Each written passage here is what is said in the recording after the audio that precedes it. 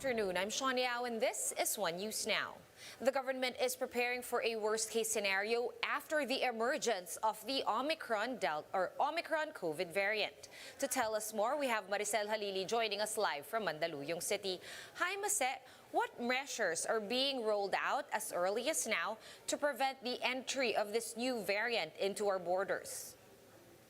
Hi, Sean. If you recall, after the interagency task force received that particular report that there is this variant of concern, which was originated in South Africa, over the weekend they had the emergency meeting to discuss the imposition of travel bans in different countries in South Africa and Europe. Just to give you a recap, based on the resolution of the interagency task force, they have decided to impose travel ban in South Africa, Botswana, Namibia, Zimbabwe, Lesotho, Eswatini, Mozambique, Austria, Czech Republic, Hungary, the Netherlands, Switzerland, Belgium, and Italy. This will be effective up until December 15 of this year.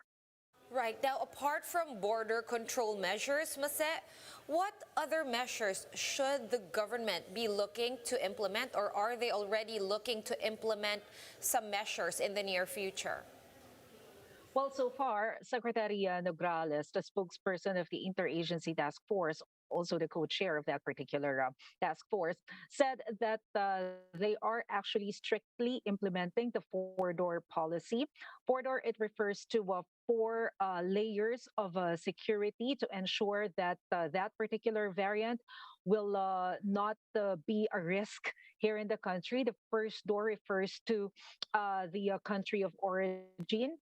This is the reason why they are imposing travel bans in those countries that already has recorded cases of Omicron variant. Second is to ensure that those who will be coming from other countries will undergo quarantine facilities or quarantine in accredited quarantine facilities. The third door is the strict implementation of surveillance or contact tracing, isolation, and the fourth door is the imposition of granular lockdowns.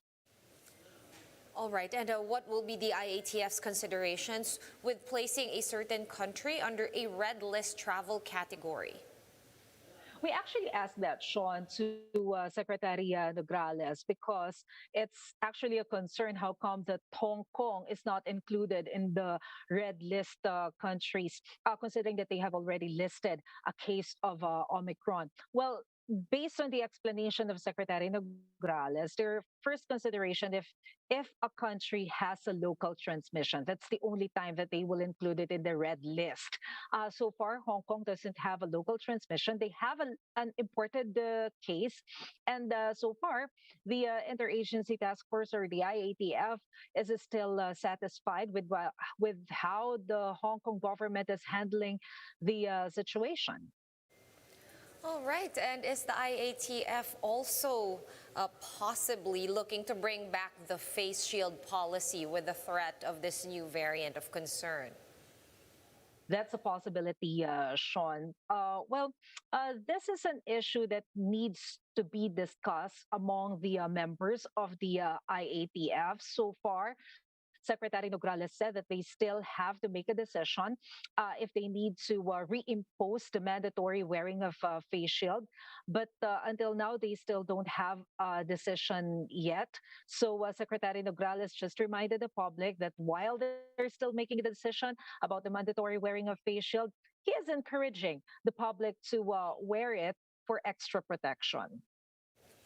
All right, and will it still be possible for Metro Manila to go down to alert level 1? What with the detection of the Omicron variant?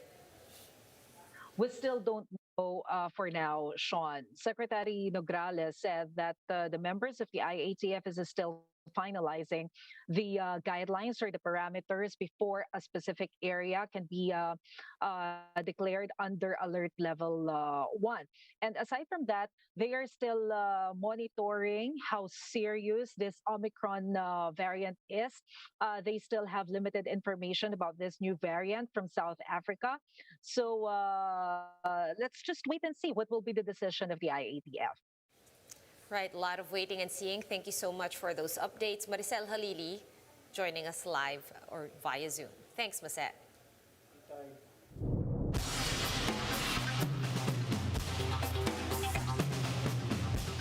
One South African doctor says that symptoms of the Omicron variant are so far mild and can be treated at home. Dr. Angelique Coetzee, who was among the first ones to raise an alarm over the new variant, told Reuters that unlike patients with the Delta variant, those infected with the Omicron variant did not lose their senses of smell and taste. She added that those infected with the new variant did not experience any major drop in oxygen levels either. We're not saying the virus is not going to give you severe infections. Okay. But the whole hype out there doesn't make any sense, medical sense at this stage. Escaping vaccine. That it is still unclear whether or not the new variant can evade vaccine immunity. However, she did note that half of her patients infected with Omicron were not vaccinated. When it's fully escaped the vaccine immunity, I think that's when you will really see sick people, but not now. We're not there yet, and I hope and I pray that we will never get there. Meanwhile, South Africa has expressed dismay over travel bans imposed after the detection of the Omicron COVID variant. South Africa's President Cyril Ramaphosa called the restrictions from rich Western countries unjustified. He added that the detection of a new variant should be a wake-up call against vaccine inequality. Ramaphosa is now calling on world leaders to reverse their decision on travel bans to South Africa, saying it would result in further economic hits for the country. These restrictions are completely unjustified and unfairly discriminate against our country and our Southern African sister countries. Instead of prohibiting travel, the rich countries of the world need to support the efforts of developing countries, economies that is, to access and to manufacture enough vaccine doses for their people without delay. And the Health Department assures the public that the country is prepared for the possible entry of the Omicron COVID variant. To give us the details, we have Jen Calimon joining us live from Malabon. Hi, Jen. Good afternoon. What does the DOH know so far about this new COVID variant, and how exactly are they preparing for it?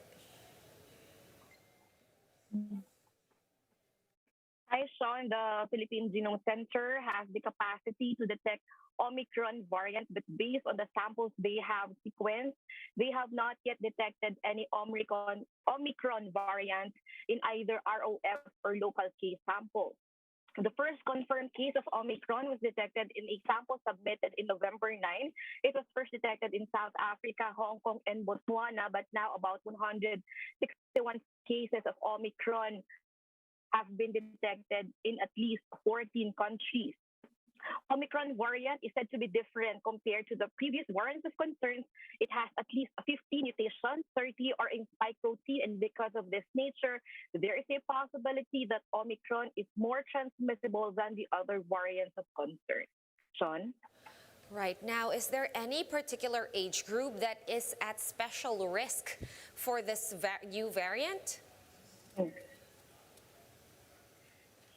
Dr. Althea de Guzman of the DOH Epidemiology Bureau said that they need more further studies in terms of its effect to various age group and its severity. But for now, we are not seeing a significant effect of Omicron in any age group. Right now, have health experts, Jen, encountered any unique symptoms to Omicron?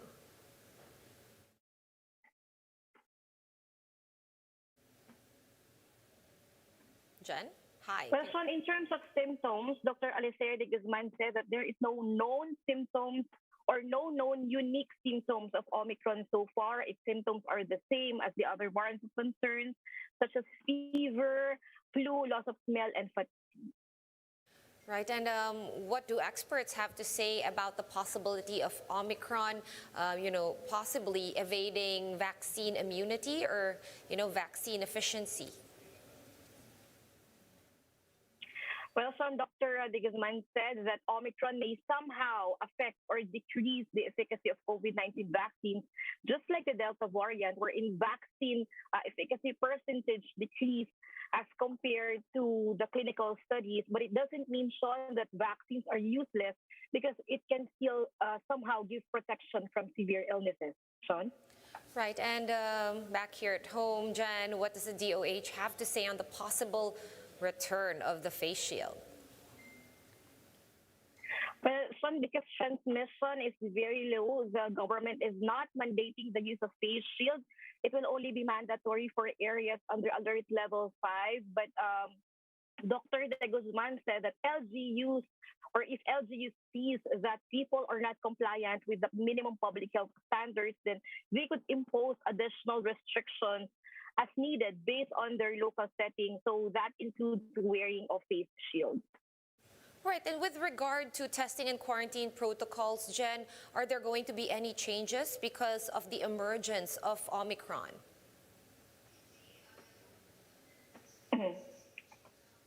Sean, the government added an additional metric for red list countries, and that is the emergence of a local case in a particular country. So right now, the government has temporarily suspended their green list protocol. So all arrivals from green yellow list protocol. So if they are fully vaccinated, they must have a pre-departure negative swab test. Then upon arrival, they have to undergo facility-based quarantine and test on the third day. If they tested negative, then they may go home, but they need to finish the expected number of home quarantine. Now, for those who are not fully vaccinated, has no pre-departure test, or their vaccination status cannot be verified, they need to undergo facility-based quarantine and test on the 7th day. And again, they must complete the expected number of home quarantine. Son? All right, thank you so much for giving us all those updates. Jen Calimon joining us via Zoom from Malabon. Thank you, Jen. Let's now take a quick look at today's other top stories. The MMDA is bringing back the number coding scheme starting this week, but only from 5 p.m. to 8 p.m. Exempted from the coding scheme are PUVs, ride-hailing services, motorcycle delivery services, garbage trucks, and delivery trucks. And the Senate has ordered the transfer of formerly officials Lincoln Ong and Mohit Dargani to the Pasay City Jail. This is after the two failed to provide the documents needed by the Blue Ribbon Committee for its probe on anomalous pandemic spending. And the PBA is set to return to action on December 8 after securing approval from the IATF. PBA Commissioner Willie Marshall said they are now talking to LGUs to possibly allow fans inside the venues. The first two games of the import-laced Governor's Cup will be played at the Inares Arena in Pasig. For more updates, visit News 5, The Philippine Star, and Business World online. Visit our website, onenews.ph, for more in-depth analysis. You can also catch One News on the Signal Play app. Register for a free account at www.signalplay.com and stream One News live anytime, anywhere. Masks on, wash hands, and stay safe, Philippines. I am Sean Yao. We are One News.